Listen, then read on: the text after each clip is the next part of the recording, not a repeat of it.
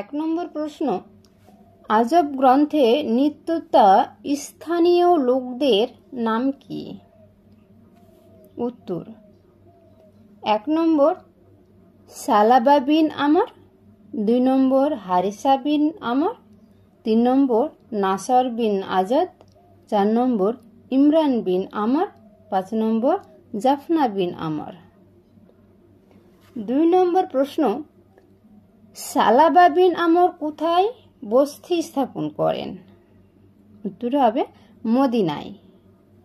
3 নম্বর প্রশ্ন, মদিনার আনসার, আউস ও খাজরাজ গ্রন্থের জন্ম কোথা থেকে? উত্তর হবে সালাবা বিন আমর থেকে।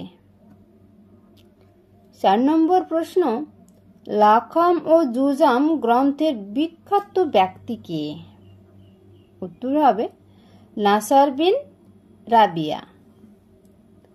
5 নম্বর প্রশ্ন, বনু তাই কোথায় বসবাস করেন?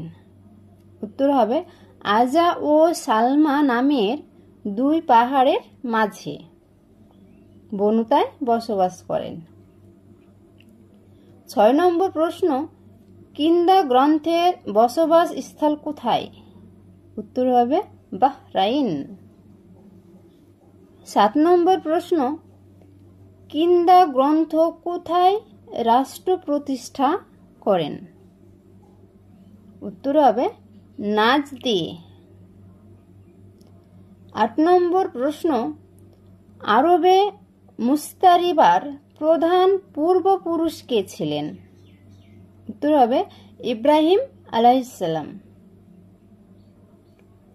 9 নম্বর প্রশ্ন, ইব্রাহিম আলাইহিস সালাম কোন শহরের বাসিন্দা ছিলেন?